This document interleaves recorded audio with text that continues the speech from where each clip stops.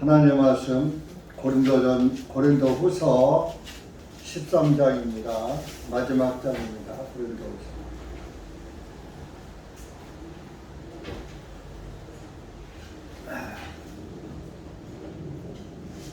13장 1절부터 마지막 14절까지 읽겠습니다. 시작. 내가 이제 세 번째 너희에게 가려 하노니 두세 증인의 입을 통하여 모든 말을 확정하리라. 내가 두 번째 너희와 대면했을 때에 이미 말하였고 또 미리 말하노라.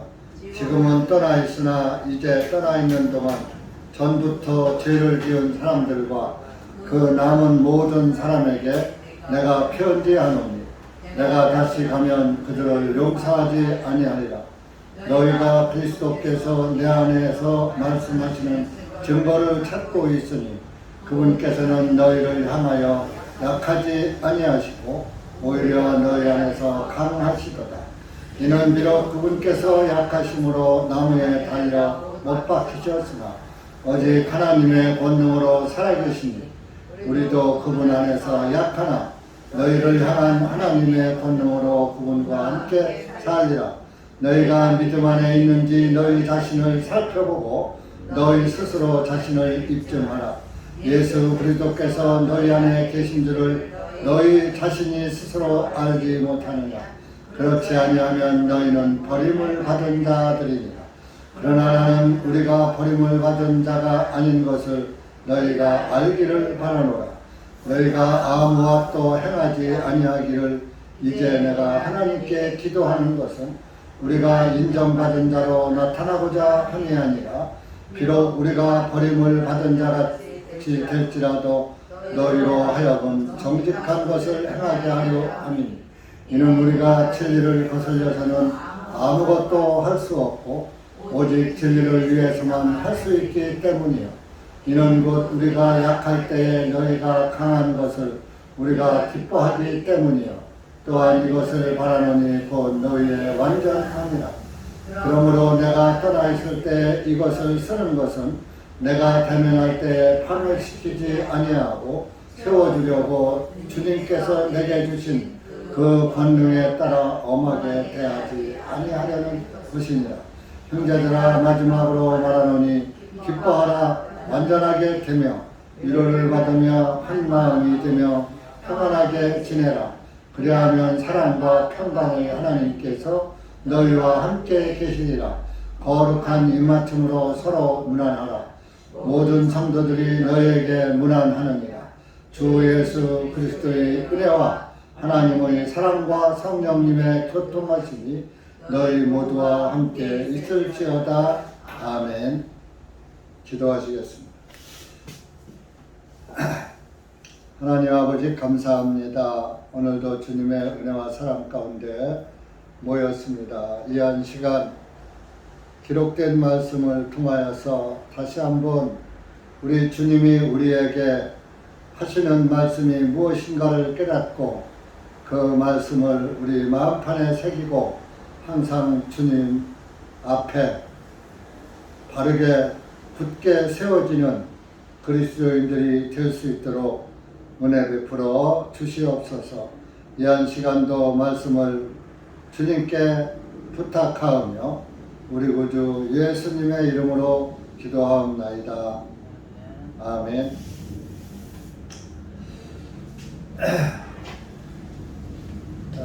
오늘로 이제 고린도 전서 마치고 후서 13장을 끝으로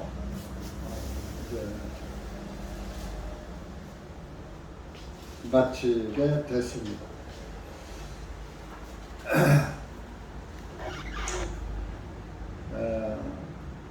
바울이 이제 1절에 보면은 세 번째 너희에게 가려 한다 그랬습니다.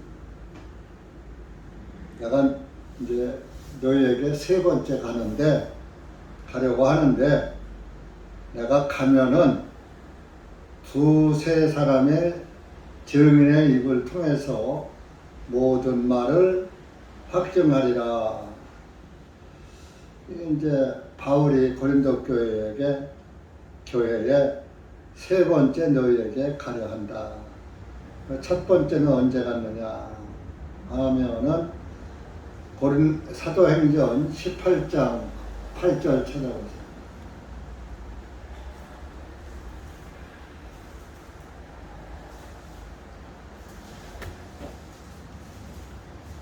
사도행전 18장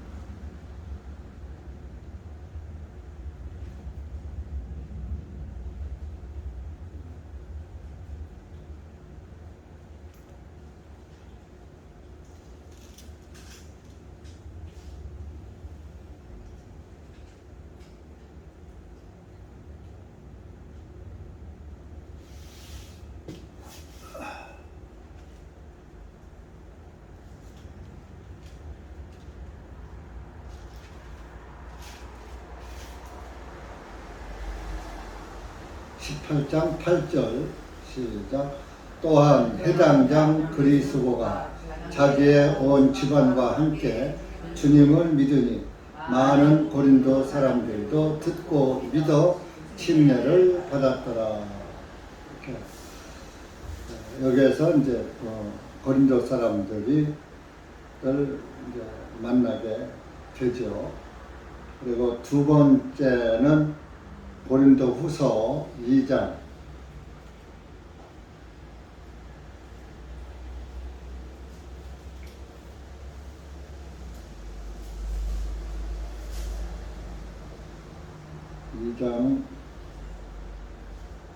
1절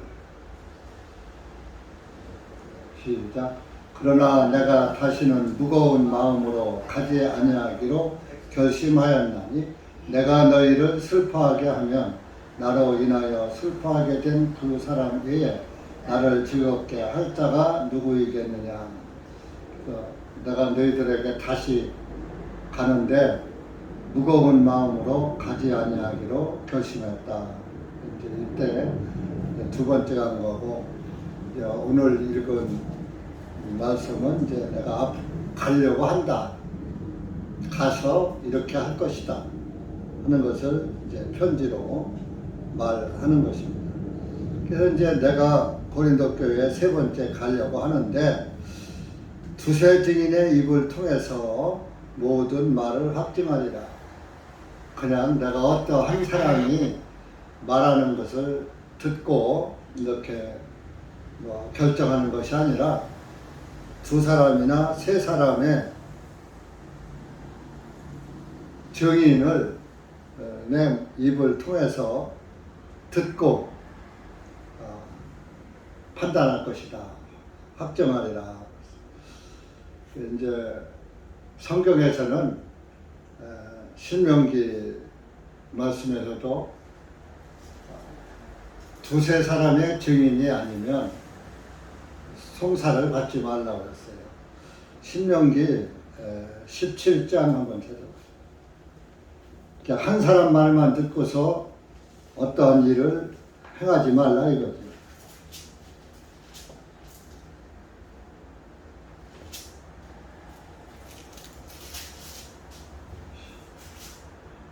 (6절) (7절) 시작. 두 증인이나 세 증인의 입에 따라 죽임을 당할 사람을 죽이고 한 증인의 입으로는 그 사람을 죽이지 말 것입니다. 그를 죽일 때는 증인들이 먼저 그에게 손을 댄 후에 온 백성이 손을 댈지니라. 이와 같이 너희는 너희 중에서 악을 제거할지니라.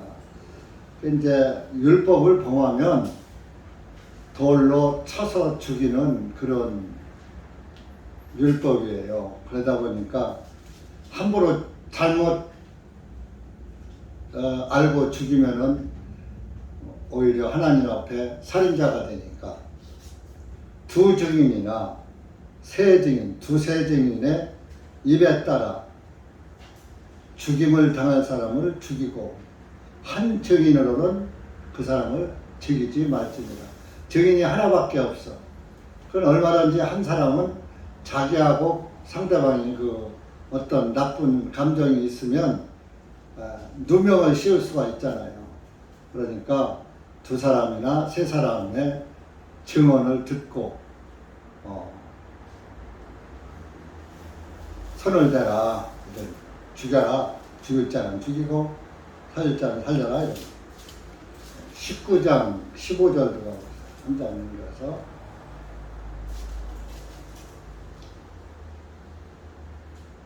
15절 시작. 어떤 사람이 지은 어떤 죄에 있어서도 그 죄악이나 죄에 대하여 한 사람의 증인만 일어서지 말 것이요 두 증인의 입이나 세 증인의 입으로 그 문제를 확정할지니라. 그러니까 한 사람 말 듣고서는 절대 죽이면 안 된다. 이 교회에서도 그래요. 누가 한 사람이 말을 하잖아요. 그럼 그 한 사람의 말을 진짜 아주 진짜 같을지라도 모든 정황이나 모든 것이 사실인 것 같아도 한 사람의 말만은 듣지 말아라. 누가 옆에서 본 사람이 없으면 확정 짓지 말아라 이런 얘기. 근데 이제 어떤 그 상황에 따라서는 한 사람의 말이라도 진짜같이 믿어지고 들릴 때도 있는 것입니다. 그러나 그렇게 하지 말라는 것이죠.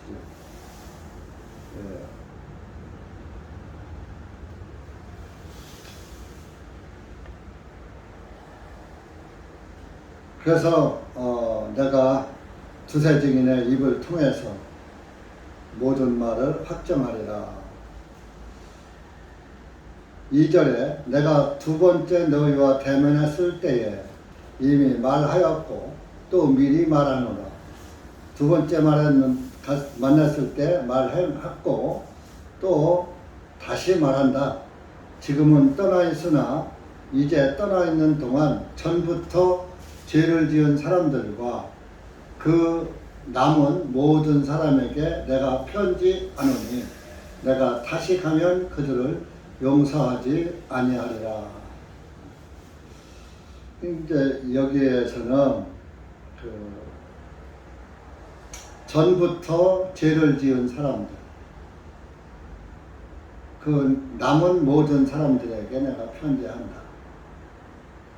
전부터 죄를 지은 사람은 고린도전서 5장에 간음죄를 진 사람을 말하는 거예요. 그래서 내가 몇 번 건면했는데 그런 것들이 회개하고 자기 죄를 자복하고 회개한 사람, 돌이킨 사람은 돌이켰으면 괜찮은데 돌이키지 않고 그대로 이전에 행하던 것들을 행해온다면 그들을 내가서 용서하지 않을 것이다.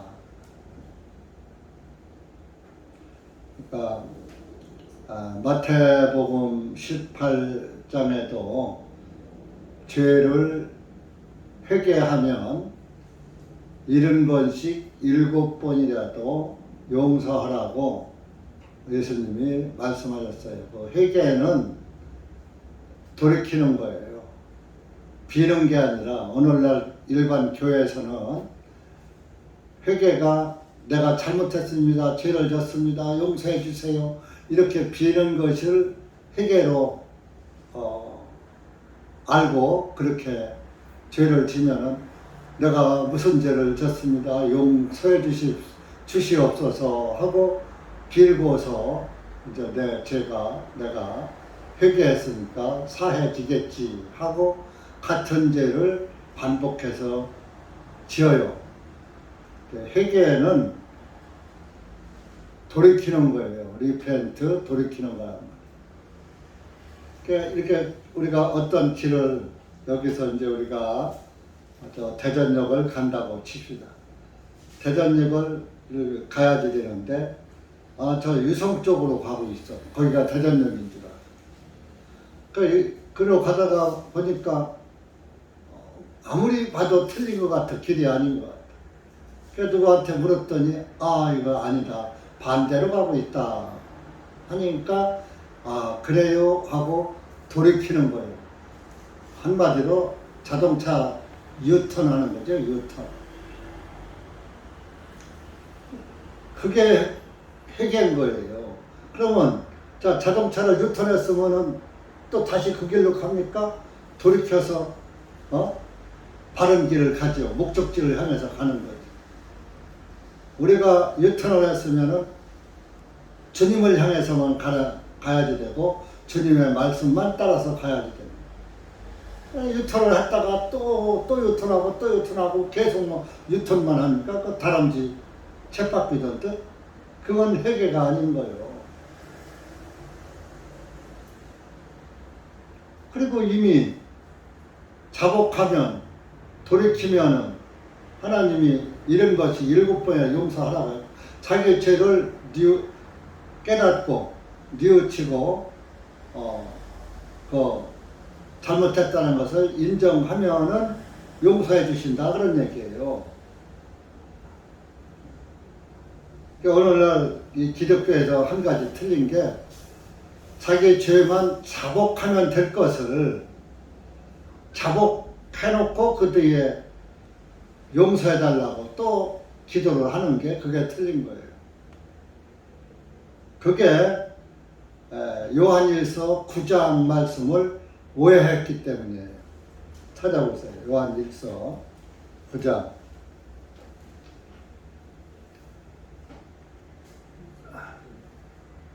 요한일서 9장이 아니라 요한일서 1장 9절.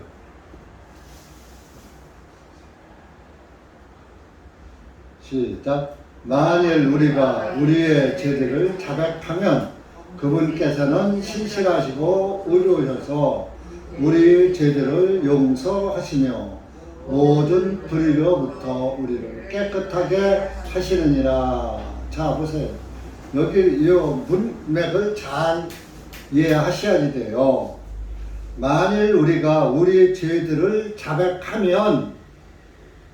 자백하면입니다. 면하고 딱 마침표가 찍혔어요.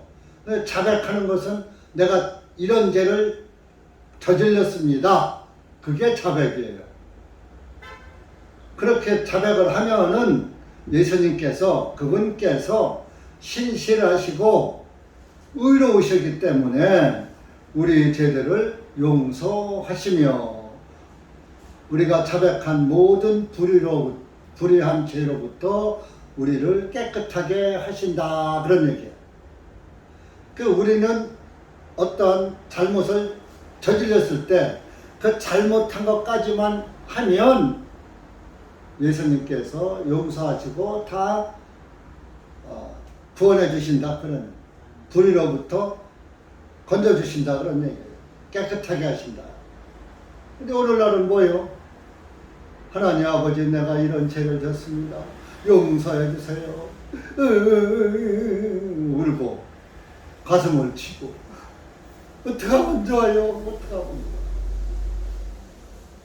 자기가 진정으로 자백하면 하나님이 사해 주신다 그런 얘기예요. 자기가 빌고 자기가 용서받고 내가 빌었으니까 용서됐겠지? 그걸로 이루 삼는 거예요. 용서해달라고 하는 자체가 예수 그리스도의 죄사함을 믿지 않는 거예요. 자백하면 예수님이 뭐라 그래요? 내 죄를 위해서 내가 죽었다. 대언을 하신단 말이에요. 대언. 그래서 2장 1절에 이어지는 거예요. 나의 어린 자녀들아 내가 이것을 너희에게 쓰는 것은 너희로 하여금 죄를 짓지 아니하게 하려 함이라. 만일 누가 죄를 지어도 우리에게 아버지와 함께 하시는 변호인이 계시니 곧 의로우신 분 예수 그리스도시니라. 그분은 우리의 죄들을 위한 화해 예물이시니 우리뿐만 아니요 온 세상 죄들도 위하시니라. 내 죄만 사해 주시는 분이 아니라 온 세상 죄를 다 용서해 주시는 위해서 화해 예물이 되신 분이다. 여러분들이 잘못하면은 잘못한 것까지만 빌고 예수님께 맡기면 되는 거예요. 그리고 예수님 감사합니다. 예수님이 나의 변호사가 되시고 화해의 예물이 되셨네요. 내가 죄 때문에 하나님과 원수가 됐었는데 하나님과 나를 화해하게 예수님이 화해 예물 중간 역할, 중보자 역할을 하셨군요. 감사합니다. 이렇게 기도하면 하나님이 얼마나 기뻐. 야, 너 믿음 좋다. 응?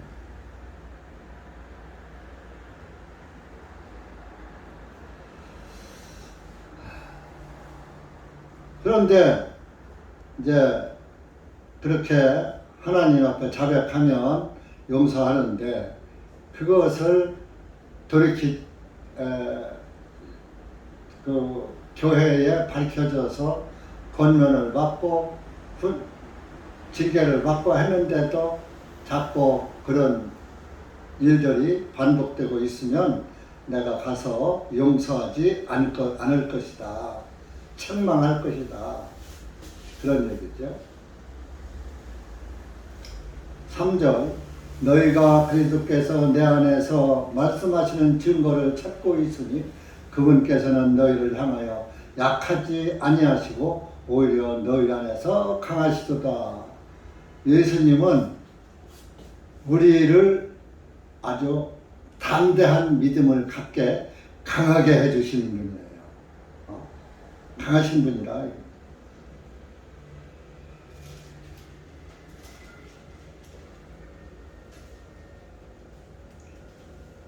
고린도후서 10장 3절 4절 시작.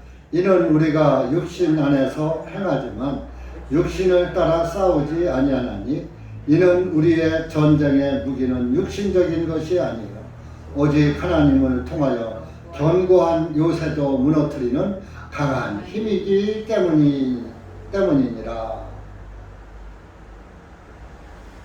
예수님은 우리에게 강한 우리 안에서 견고한 요새도 무너뜨리게 하시는 그런 분이시고 분이시다.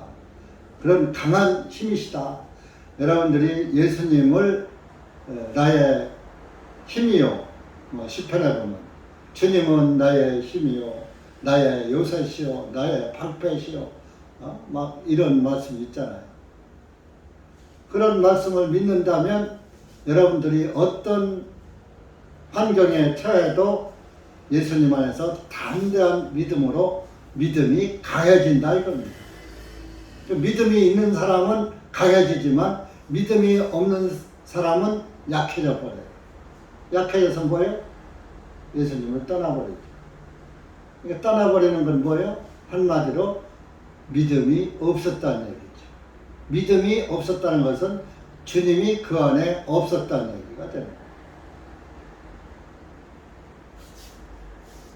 예수님은 우리에게 아주 강한 그런 힘이다. 그런데 4절에 보면 본문 4절에 보면 이는 비록 그분께서 예수님께서 약하심으로 나무에 달려 못 박히셨으나 예수님께서 약한 자로서의 나무에 달려서 못 박혀 돌아가신 거예요. 오직 하나님의 권능으로 살아계시니 예수님은 세상에 대해서 약한 자로 오셨어요. 보잘것없는 아주 시골 촌뜨기 같이 오셨어요. 가난하게 오셨어요. 그래서 세상에서 예수님을 위대하고 아주 강력한 지도자로 보는 사람이 없었던 거예요. 그래서 세상 사람들이 볼 땐 아주 약하시게 왔어요. 이사야 53장에 연한 줄기 같고 마른 땅에 나온 풀 같아서 어디 흠모할 만큼 아름다운 모양도 없다 그랬잖아요. 약하시게 오셨는데 그래서 나무에 달려 못 박히셨지만은 오직 하나님의 권능으로 살아계시니 이것을 여기에서 나눠 보지 마세요. 예수님과 하나님을 이분화 보지 말라고요. 예수님이 하나님이에요. 그렇기 때문에 나무에 못 박혀 죽으셨으나 오직 하나님의 권능으로 살아계시니, 예수님은 하나님 아버지가 계셔서 예수님을 살리신 게 아니라 예수님 자체가 하나님의 권능을 가지고 계신 분이기 때문에 권능으로 살아계시다, 부활하셨다 이런 거예요. 예수님 죽으시고 다른 힘에 의해서 살아난 게 아니라 예수님의 권능의 힘으로, 전능하신 전능력으로 살아났다 이겁니다. 하나님의 권세와 전능함으로 살아계시니 우리도 그분 안에서 약하나, 우리도 예수님 안에서 약해. 예? 너희를 향한 하나님의 권능으로 그분과 함께 살리라. 우리가 예수님 안에서 약하지만은 너희를 향한 하나님의 권능으로 말미암아서 그분과 함께 너희도 살아날 것이다. 우리가 그분 안에서 약해서 보이지만은 그분의 권능으로 우리도, 예수님은 자기가 죽고 자기 죽은 상태에서 자기의 권능으로 자기를 살리셨는데, 부활시켰는데, 자기가 아닌 하나님이 우리를 살리는 것은 더 쉽지요. 더 쉬운 거예요. 내가 죽었는데 죽은 나를 살리는 건 어려워요. 근데 하나님은 전능하시니까 하셨는데, 그런 어려운 일도 하셨는데 하나님의 전능으로 우리 살리는 것은 여반장이죠. 여반장 하니까 여자 학교나 이런 데서 여자 반장을 얘기하니까 손바닥을 뒤잡는 거와 같다. 손바닥 뒤잡는 것은 쉽잖아요. 이 손바닥, 손등 쉽잖아요. 이거 쉽잖아요. 쉬운 일을 여반장이다 그러죠. 한자 영어로.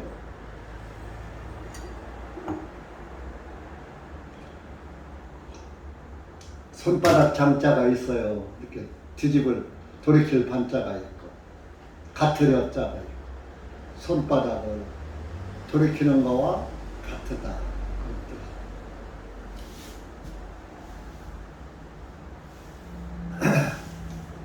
그래서 여러분들, 예수 그리스도는 강하시고 전능하시는 그런 분이라는 것을 믿고, 이 세상을 바라볼 때 인간의 지혜와 인간의 상식과 인간의 생각으로는 하나님의 말씀 같이 되리라고 믿어지질 않아요.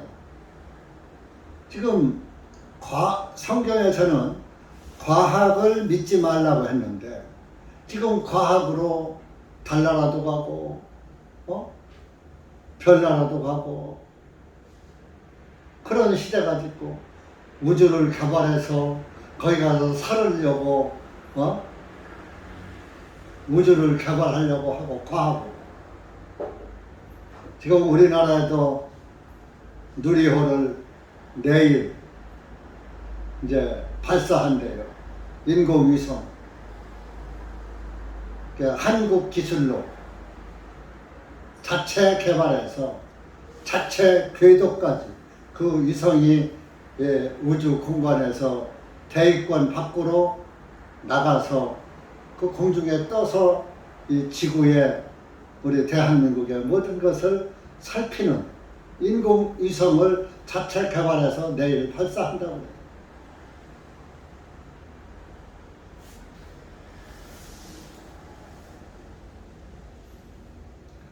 인간의 힘도 대단한 거예요. 이미 인간의 힘이 대단한 것을 창세기에서 보여주고 있어요. 어디에서? 바벨탑 사건에서. 하늘에까지 닿게 쌓자 그랬잖아요, 바벨탑을. 가만히 하나님이 위에서 보니까 진짜 이것들이 예? 내 권위에까지 도전하게 예? 바벨탑을 쌓아 올라오거든. 야, 우리가 어떻게 인간에 쌓는 바벨탑을 한번 내려가 보자 하고서 보니까 진짜로다가 하나님 권세까지 도전할 정도로 바벨탑이 높이 쌓아서 하늘까지 닿으려고 하는 거예요. 지금이 바로 그런 시대예요. 인공지능. 인공지능이 뭡니까? 우리가 이제 사람의 지능처럼 로봇가 인간의 지능으로 생각도 하고, 말도 하고,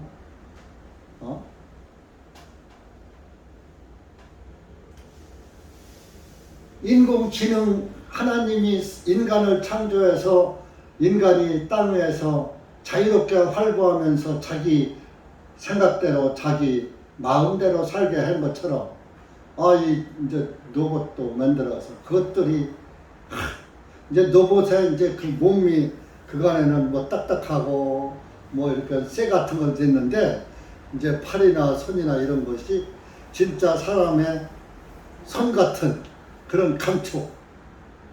우리가 살과 살갗끼리 담아는 감촉이 있잖아요.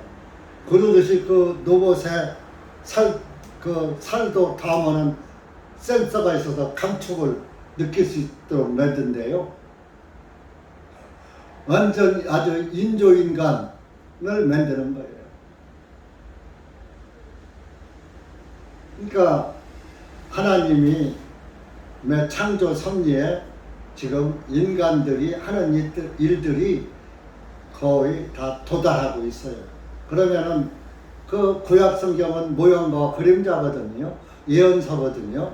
그러면은 거의 하늘에 닿을 정도로 하나님의 권위에 도전을 해서 도전할 단계에 이르니까 바벨탑을 무너뜨리시가처럼 이 세상도 무너질 날이 그리 멀지 않았다. 제 세대에서는 모르지만은 우리 젊은 세대에서는 혹시 예수님 재림을 당할 수 있을지도 몰라요. 지금 30, 40대 이후.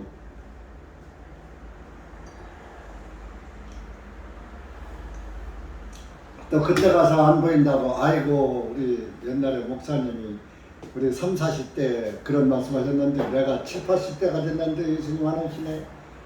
못 믿을 거야. 그러시지 마세요. 그건 인간이 알 수가 없어요. 하나님.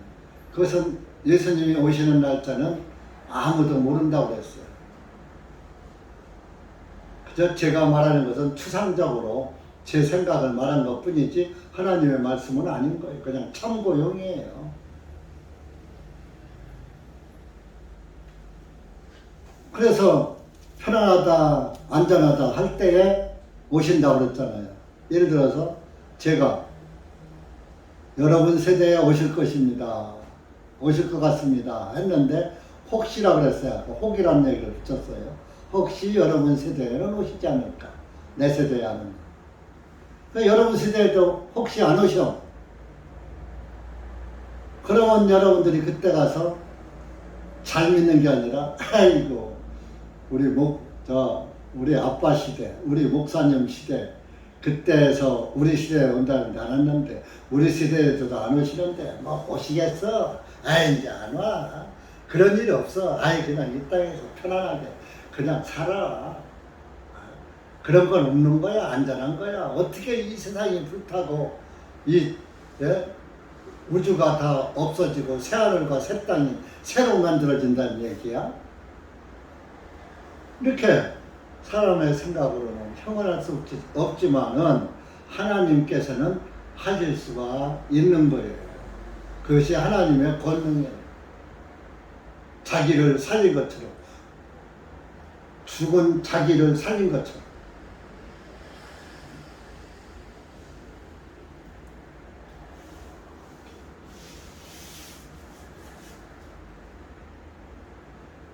그러니까 5절입니다. 그러므로 너희가 믿음 안에 있는지 너희 자신을 살펴보고 여러분들도 내가 확실하게 구원을 받았는지 내 자신을 살펴봐야 돼. 너희 스스로 자신을 입증하라. 누가 너를 구원 받았다고 한다 하더라도 내가 실제로 구원 받았나? 내가 실제로 다시 태어났나?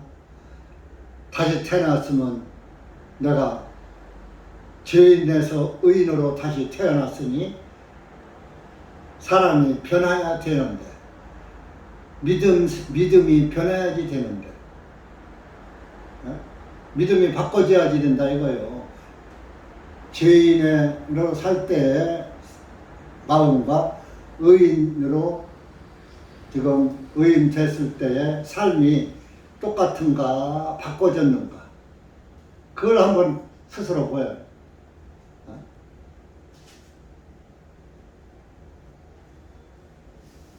믿음이 오면은 변하여 새 사람이 된다고 그랬잖아요. 죄인의 아들에서 하나님의 아들로 다시 태어나면 하나님의 형상을 닮아야 할 거 아니에요. 자, 죄인으로 여러분들이 엄마 아빠의 형상을 어딘지 모르게 하다못해 머리카락이라도 닮았다니까요. 손톱 발톱이라도 닮고 어디 한 곳에 닮은 데가 있어. 그 죄인의 아들로서 죄인의 아빠를 닮았어. 그러면 의인으로 다시 태어났다면 하나님을 닮은 구석이 한 군데라도 있어야죠.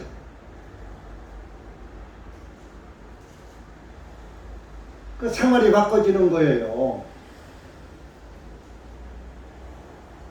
다 바꿔지긴 어려워요. 똑같이 하나님 닮을 수는 없어요. 우리 육신이 있는 한, 육신에 한계가 있는 거예요. 그러니까 여러분들도 내가 과연 예수님 닮았나? 예수님은 사랑이신데, 예수님은 우리를 사랑하셔서 자기 목숨까지 버리셨는데, 나는 무엇을 위해서 살고 있는가? 무엇을 하고 살아가는가? 어떻게 사는가? 내 믿음은 어떤 것인가? 스스로 입증해야지 돼, 스스로. 자기 양심에서. 너희 스스로 자신을 입증하라. 예수 그리스도께서 너희 안에 계신 줄을 너희 자신이 스스로 알지 못하느냐? 내가 구원을 받았으면 예수님이 내 안에 계시다 이겁니다. 그런 걸 너희가 알지 못해? 그럼 예수님이 내 안에 계시면 지금 우리 안에는 예수님이 계신 게 아니라 성령님이 계셔요. 성령님을 예수님이라고. 성령님도 예수님 일체니까. 그럼 성령님이 네가 하는 거에 대해서 인도를 하신다. 잘못된 길로 가면 성령님이 야, 이 길은 믿음의 길이 아니야. 이건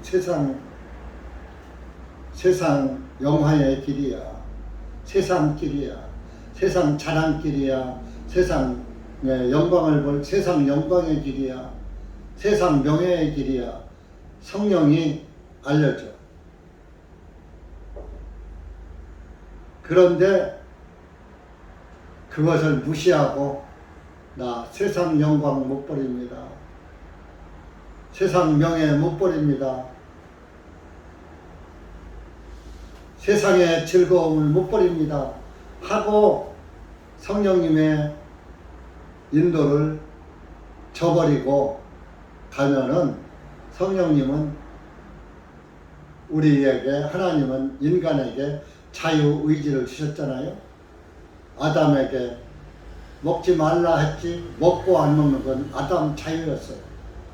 그런 것처럼 여러분들도 하나님은 알려주시는데 그 말씀 안에서 사느냐 못 사느냐는 여러분들 자유요. 대신에 마지막에 가서 책임은 누가 져요? 여러분 자신이 짓는 거예요. 그러니까 여러분들이 내 자신을 내가 믿음 안에 똑바로 서 있어서 정말 다시 태어난 그리스도로 살고 믿고 있는가, 이것을 입증해 보여야 된다 이겁니다.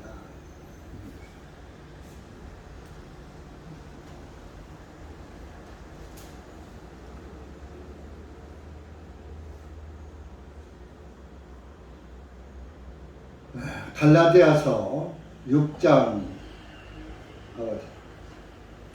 4절 5절 시작. 그러나 각 사람은 자신의 일을 입증할지니라. 그리하면 오직 자기에게만 기뻐할 일이 있게 되고 다른 이에게는 있지 아니하리라. 이는 각 사람은 자신의 짐을 져야 할 것이기 때문이라. 못 찾아요? 왜 이렇게 안 읽어요? 금방 말씀하셨습니다. 크게 읽으세요. 자 보세요. 각 사람은 자신의 일을 입증할지니라. 그리하면 오직 자기에게만 기뻐할 일이 있게 되고 다른 이에게는 있지 아니하리라. 자기 자신을 지금 입증해서 내가 똑바로 서 있으면 기쁘잖아요. 내가 주님의 말씀 안에 믿음 안에 똑바로 서 있구나. 할렐루야. 기뻐해. 내 기쁨이 다른 사람에게 가지 않는다 이겁니다. 믿음은 내 것이기 때문에 내 믿음은 아무도 못 뺏어가. 여러분들이 세상에 재물과 이런 것들을 쌓으면은 마태복음에 있잖아요. 동록, 녹이 쓴다. 그러나 세상에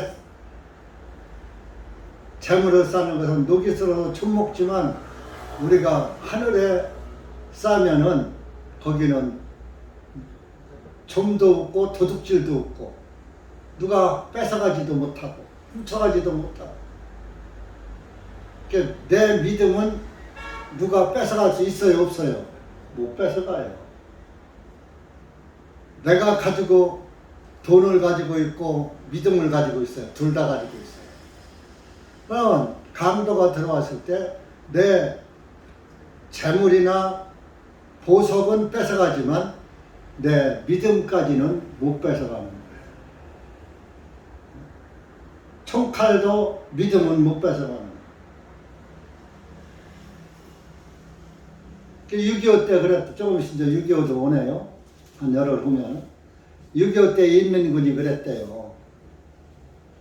교회 기독교인들을 딱 잡아다 놓고 성경책을 딱 놓고 너희들이 예수 믿는 사람이야? 예.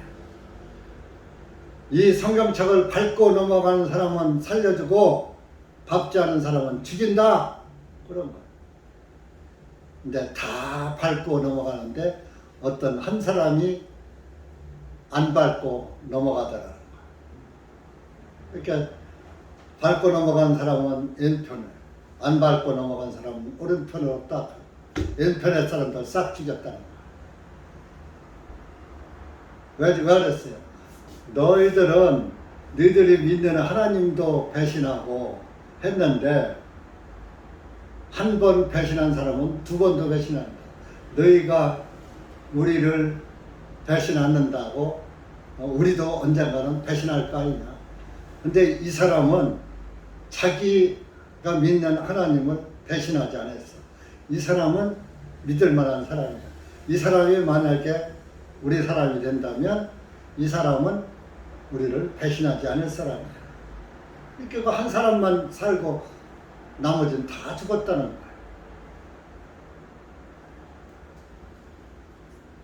거야. 그런 일화가 있어요. 사실이 아니진 몰라도. 지어낸 얘기인지는 몰라도 제가 본 게 아니니까 들은 얘기니까 뭐 입증할 수는 없습니다만은 좀 상식적으로 가능하잖아요. 서령 밟은 사람은 안 죽이고 타넘어간 사람을 죽였다 한들 그 사람은 그것이 기쁜 거예요. 자기의 믿음을 지켰으니까 죽어도 기쁘게 죽는 거예요. 그래서 사도들은 이렇게 복음을 위해서 죽으면서도 하나님을 원망하지 않고 기쁘고 즐거움으로 죽었어요. 예수님의 제자들 다 죽었잖아요. 요한만 천수를 누리고 살고. 왜 죽었어요? 복음 때문에. 기름가마에 튀겨 죽이고 나무에 거꾸로 매달아 죽이고. 사도 요한도 기름가마에다가 펄펄 끓는 기름감에 집어 던졌다는 거예요. 묶어서. 그런데 웬일로 툭 튀어나왔다는 거예요. 어느 힘에 의해서. 그러니까 야, 이 사람은 우리가 죽이면 안 되겠구나. 그래서 요한을 풀어줘서 귀함을 보낸 거야. 죽이지 않고. 어디로? 반모섬.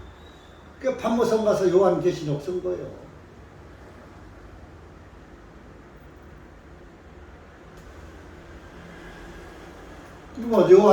요한만 천수를 갖다는 게 요한이 복음을 위해서 살지 않아서 사는 게 아니에요. 사도들과 똑같이 했는데 하나님의 섭리에 의해서 요한계시록을 써야 되니까. 다 죽이면 요한계시록을 안 쓰잖아요. 쓸 사람이 없잖아. 그러니까 요한을 살려주고 너희들은 이제 빨리 내 앞으로 와. 요한은 조금 일 한 가지 더 해야지 와 하고 그랬던 거죠.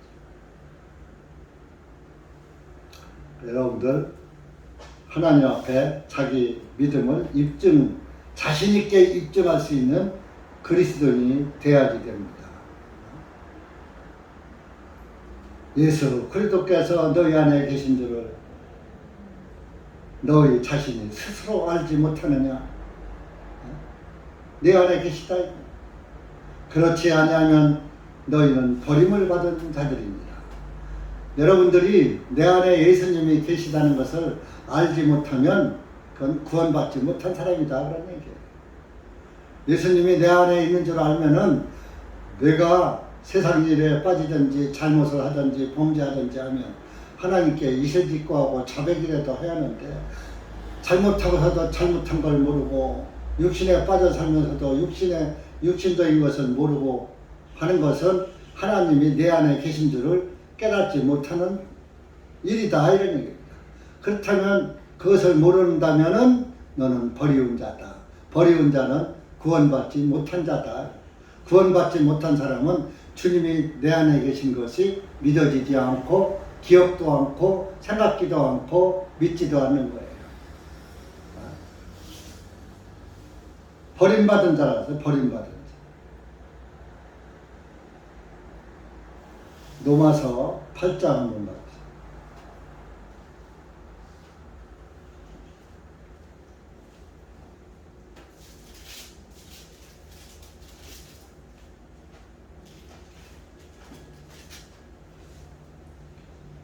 로마서 8장 9절에서 11절까지 시작. 그러나 만일 하나님의 영께서 너희 안에 거하시면 너희가 육신 안에 있지 아니하고 성령님 안에 있나니 이제 만일 누구든지 그리스도의 영이 없으면 그런 그리스도의 사람이 아닙니다. 만일 그리스도께서 너희 안에 계시면 몸은 죄로 인하여 죽은 것이나 성령님은 의로 인하여 생명입니다. 그러나 만일 예수님을 죽은 자들로부터 일으켜 세우신 분의 영께서 너희 안에 거하시면 그리스도를 죽은 자들로부터 일으켜 세우신 그분께서 너희 안에 사시는 그분의 영에 의하여 너희 죽을 수밖에 없는 몸들도 일으켜 세우시리라. 11절이 핵심이에요. 만일 예수님을 죽은 자들로부터 이렇게 세우신 분의 영께서 너희 안에 거하시면 성령님 내 안에 계시면 그리스도를 죽은 자들로부터 일으켜 세우신 그분께서 하나님께서 너희 안에 사시는 그분의 영에 의하여 내 안에 살아계신 성령님이 있단 말이에요. 그 영에 의하여 죽을 수밖에 없는 우리의 몸도 그날에 가서 일으켜 세운다, 산다, 이런 살아난다. 여러분이 지금 성령님이 내 안에 안 계시면 그날에 가서 성령님에 의해서 살지 못하는 거예요. 산다 하더라도 그것은 악령에 의해서 살아서 악령에 있는 꺼지지 않는 불 속으로 들어가게 됩니다. 마귀는 꺼지지 않는 불 속에서 영원히 거기서 이를 알며 슬피 울며 부르질 것이다. 이를 갈 것이다. 여러분들 지금이 기회입니다. 내가 살아있을 때 성령님이 내 안에 살아계시는 것을 여러분들이 스스로 입증해야지 돼요. 그거 입증이 안 되면 주님 나라에 못 간다 그런 얘기입니다. 그러니까 여러분이 자기 자신은 자기가 아는 거예요. 나를 제일 잘하는 사람은 나요. 내 자신이에요. 제가 아무리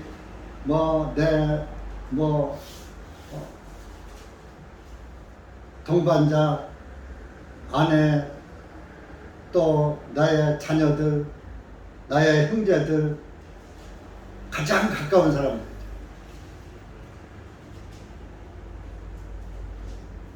형제들은 부모에서 몸으로 나뉘어집니다. 자녀들은 내 몸에서 나누어진 것들. 부부는 둘이 합하여 하나가 된 사람들. 이 세상에서 가장 가까운 사람이 부모, 형제, 자녀, 부부간, 가족입니다. 그 부모, 형제, 자녀는 다 가족이잖아요. 근데 몰라. 암만 잘 알아도 그 사람의 100% 몰라. 그래, 나 자신은 내 자신에 대해서는 100% 알잖아요. 내가 우리 집사람 100% 몰라요. 뭐 하나 나한테 숨기는 게 영원한 비밀이 있는지 몰라요. 자녀들도 마찬가지. 형제들도 마찬가지. 형제들은 속이는 거 수백 가지.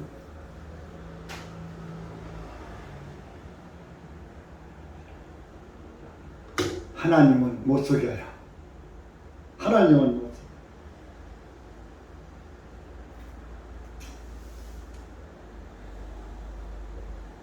자, 본문으로 갑시다. 고린도후서 13장 6절 보세요. 그러나 나는 우리가 버림을 받은 자가 아닌 것을 너희가 알기를 바라노라. 고린도 교회다. 우리는 버림받은 자는 아니다. 우리는 예수님 안에 확실히 내가 예수님 안에 있고 예수님이 내 안에 있고.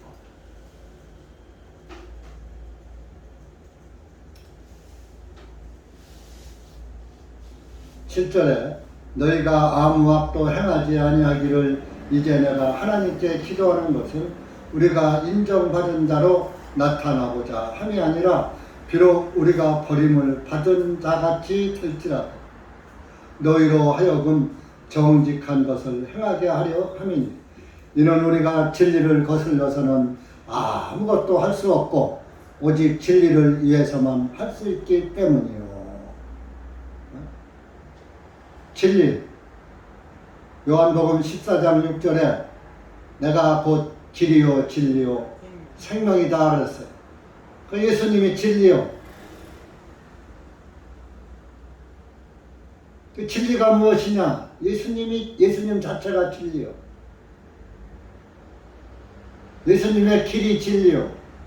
길이요 진리요 생명이요. 예수님의 생명이 진리요.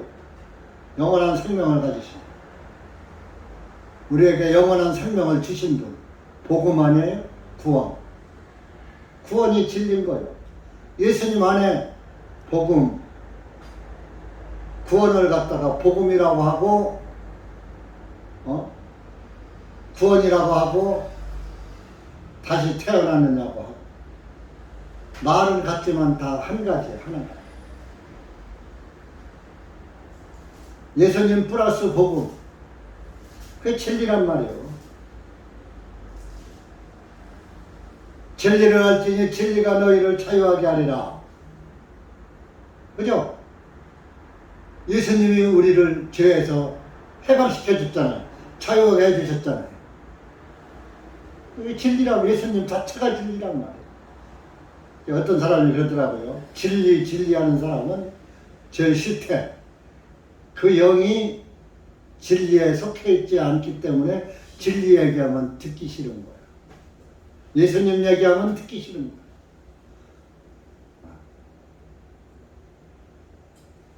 구절 이는 곧 우리가 약할 때에 너희가 강한 것을 우리가 기뻐하기 때문이요 또한 이것을 바라노니 곧 너희의 완전함이니라.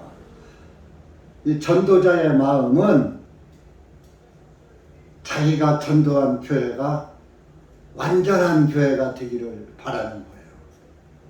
목회자도 마찬가지예요. 어느 그 교회에 있는 성도 하나라도 잘못될까봐 노심초사하는 게 목사의 마음이요.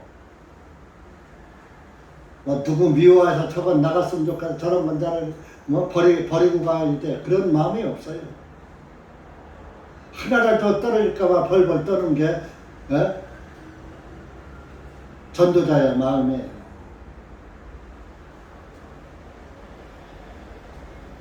근데 하다 안 되면은 좀 포기는 생기더라고. 야, 저 사람은 영원히 답이 없어. 포기가 되는 그런 때가 좀 있더라고요. 근데 그 포기가 되는 사람은 우리 교회에 출석을 했지만 복음이 없는 사람, 진리가 그 속에 거하지 않는 사람, 내선 포기가 되는 거예요. 왜? 수양회를 참석해봤고 전도 집회를 또 자체해서 안 했으니까 전도 집회를 다 해서 들었고 또 주일 설교 들었고 그렇게 하나님의 말씀을 많이 듣고도 그 속에 예수님이 안 보이니까 내 능력으로는 도저히 더 이상 할 수가 없는 거예요.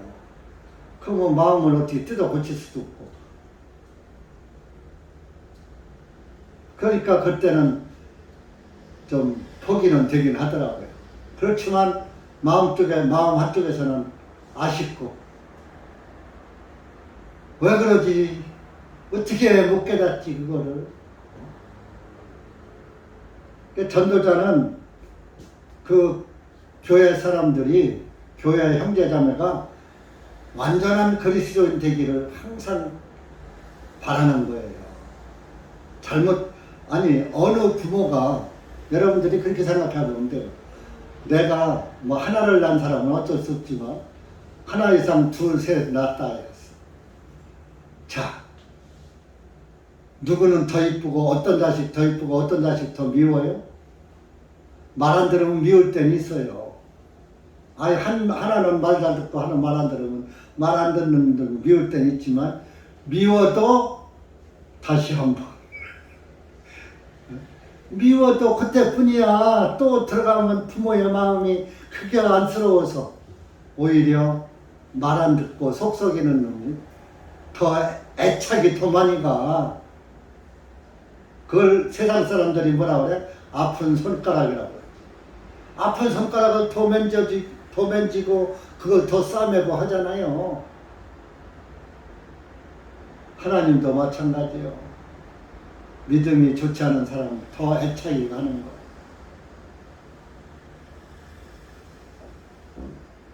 잘하는 사람 혹시 이제 잘 하다가 말 잘했다가 한 번 안 들으면은 말하는 거야. 그럼 아유, 딴 사람들은 계속 그래도 말 안 타가 내가 한 번 그거 했는데 왜 나한테 말하지? 완전함을 바라기 때문에 열을 다하기를 100을 다하기를 바라는 거예요. 99가지 잘하고 한 가지 잘못하면 그 한 가지까지 다 잘해서 완전한 자가 되기를 바라는 게 전도자들의 마음이에요. 그러니까 여러분들 내가 잘하는데 왜 목사님은 응? 다른 사람은 얼토당토하는 참 무한 사람은 그러지 않다가 내가 한 가지 잘못하니까 나한테 뭐라고 하셔? 더 완전해지라.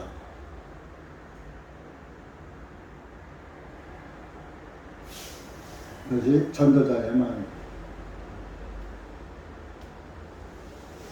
10절 그러므로 내가 떠나 있을 때 이것을 쓰는 것은 내가 당연할 때 파멸을 시키지 아니하고 세워주려고 주님께서 내게 주신 그 권능에 따라 엄하게 대하지 아니하려는 것이다. 너희들 세워주려고 내가 떠나 있을 때 이것을 이 편지를 써서 너희들 세워주려고 하고 너희들이 세워져서 제대로 잘 하고 있는 것을 가서 보면 내가 그때 가서 너희들을 만났을 때 엄하게 듣기 싫은 소리 안 하게 하려고 미리 내가 이런 편지를 쓴다. 그런 얘기예요. 편지 안 쓰고 가서 보니까 엉망이거든. 그러면 그때 가서 책망을 해야 하잖아. 그래서 내가 이렇게 지금 편지 쓰는 거야. 너희들을 잘 하나님의 권능 안에서 잘 세워지게 하려고. 그러면 내가 너희들이 내 편지를 받아보고 똑바로 잘 하고 있으면 그때 가서 내가 너희들한테 엄하게 책망하지 않을 거 아니냐. 그런 그러니까 여러분들 이게 지금 바울이 고린도교에다가 쓴 편지가 아니고 성령님께서 여러분들에게 쓴 편지입니다. 그러면 성령님께서 이렇게 여러분들에게 편지를 쓴 것은 예수님 앞에 섰을 때에 책망받지 않게 하려 함이라 그런 뜻이에요. 맞아요? 틀려요? 그렇게 여러분들이 이 말 한 말, 이 편지에, 이 성경 말씀에 한 구절도 소홀히 하면 안 되는 거라니까요. 그렇게 해서 여러분들이 주님 앞에 가서 책망할 것이 없어야지. 성경 진탕 보고서 그날 가서 몰랐어요. 그러면 통하나요? 안 통해요. 이렇게 해도 이 말씀이 귀에 안 들어오고 깨달아지지 않은 사람은 들을 귀가 없는 것이다. 들을 귀가 없는 것이다. 귀가 막힌 거죠. 들을 귀가 없는 것이다. 귀 있는 자는 성령이 교회에 하시는 말씀을 들으라 그랬잖아요. 11절 형제들아 마지막으로 말하노니 기뻐하라. 여기 여러분들 생각해 보세요. 이제 잘 아세요. 여기 이제 형제들아 그랬어요. 이게 뭐 형제만 얘기한 게 아니에요. 형제 안에 자매가 들어있어요. 왜? 여자는 남자에게서 낳기 때문에. 이거는 형제들한테만 한 얘기야. 우리 자매한테 한 얘기 아니야. 이렇게 듣지 마세요. 형제 안에 자매가 있는 거예요. 그래서 형제들아 마지막으로 말하노니 기뻐하라. 완전하게 되며 위로를 받으며 한 마음이 되며 교회 안에서 한 마음이 되어 평안하게 지내라. 서로 평안하게 지내라. 그리하면 사랑과 평강의 하나님께서 너희와 함께 계시리라. 자, 여러분들 11절 한번 읽어보세요. 시작. 형제들아 마지막으로 말하라. 기뻐하라. 완전하게 되며 위로하며 한 마음이 되며 편안하게 지내라. 그리하면 사랑과 평강의 하나님께서 너희와 함께 계시리라. 이래야 하나님 성령님이 우리와 함께 동행하고 함께 계시는 거예요. 네? 그리고 12절에 거룩한 입맞춤으로 서로 문안하라. 이 거룩한 입맞춤. 성도들의 교제를 말하는 거예요. 성도들의 교제. 근데 실제적으로 이 동양 문화는 안 그렇지만 저 서양 문화나 유럽 문화나 이스라엘 동양이지만 이스라엘 문화는 형제 자매 남녀가 만나면 반가우면 끌어안고 뽀뽀해요. 뭐 요새 뭐 우리 젊은 사람들 뭐 연인끼리 하는 그런 뽀뽀가 아니고 볼에다 입 맞추는 거 서로 끌어안고, 미국 사람들 하면 서로 끌어안고 그냥 이렇게 하잖아요, 그죠? 그렇게 하죠. 거룩한 성도로서 기뻐하고 즐거움으로 이렇게 입맞춤을 하나요. 거룩한 입맞춤이야 어떠한 이성적인 음란한 마음을 품고 입맞추는 게 아니라 아주 예수 그리스도 안에서 기쁘고 즐겁고 만남이 반갑고 기쁨으로 하는 입맞춤으로 서로 무난하다. 그러니까 한국 사람들은 이걸 문자대로 이렇게 입맞춤을 하면은 육신적으로 또 이렇게 생각하는 사람이 있을 수 있어요. 이건 부부끼리만 하고 연인끼리만 하는 거거든. 다른 애간 남자와 애간 여자와 하는 게 아니거든. 그 다른 사람들하고 하면은 부부가 아닌 다른 사람들하고 하는 것은 우리 한국 문화에는 안 맞는 것이거든요. 그러니까 한국에서는 성경에 이렇게 했으니까 우리도 하자. 그렇게 하는 게 띠아스 드레스인가 옛날에 있었어요. 지금도 있는지 몰라. 그게 뭐요? 남녀가 돌아가면서 포옹하고 뽀뽀하고 하는 그런 모임이 있었어요. 근데 거기에서 뭐요? 90년대 초에 있었어요. 꼭 모여서 돌아가면서 이렇게 뽀뽀하고 포옹하고 한대.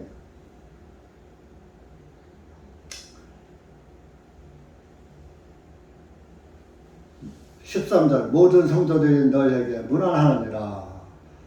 14절 주 예수 그리스도의 은혜와 하나님의 사랑과 성령님의 교통하심이 너희 모두와 함께 있을지어다. 아멘. 여러분, 예수님의 은혜와 하나님의 사랑과 성령님의 교통하심, 성령님이 내 안에 들어와서 나와 교통하는 거예요. 내 안에 성령의 마음을 주어가지고 서로 교통하는 거예요. 너희 모두와 함께 있을지어다. 아멘. 이제 이 종교교회에서는 축도할 때, 마지막 예배 때, 마지막 기도하면서 목사가 이렇게 손들고 자기 교인들에게 축복을 한다고 그걸 해서 축도라고 해요. 축도할 때 기도하고서 마지막에 예수 그리스도의 은혜와 하나님의 사랑과 성령의 교통하심이 너희 여기 고개숙인 모든 성도들에게 그때 조금 해요. 너희 모두와 함께 하나님의 성령님의 교통하심이 너희 모두에게 있을지어다. 이렇게 하는데 우리 교회에서는 이제 그런 걸 안 치요. 이미 여러분들이 성령을 받아서 이런 사람이 되란 얘기지, 목사가 그렇게 기도한다고 되는 게 아니에요. 말씀을 들어야 됩니다. 말씀을 안 들으면 소용이 없어요. 아무리 그리고 목사의 손이고 무슨 축복권이 그렇게 모세처럼 구약의 선지자들처럼 축복권이 있는 게 아니에요. 말씀 안에 축복권이 있는 거예요. 아멘. 기도합시다. 하나님 아버지 감사합니다. 오늘 우리가 고린도후서 13장 말씀을 통해서 다시 한번 성령님께서 우리에게 들려주시는 말씀을 서로 입증하면서 서로 마음으로 교통하는 시간이 되었습니다. 하나님 아버지, 여기 고개 숙인 사랑하는 우리 자매님들 믿음 안에서 자신을 굳게 세우고 예수 그리스도를 입증해 보이는 그런 그리스도인들이 되고, 또 성령님의 교통하심과 하나님의 사랑과 예수님의 은혜와 은혜가 여기 고개 숙인 사랑하는 우리 자매님들 머리 위에 임하셔서 항상 하나님과 함께 동행하시는 그리스도인들이 될 수 있도록 은혜 베풀어 주시옵소서. 예수님의 이름으로 기도하옵나이다. 아멘.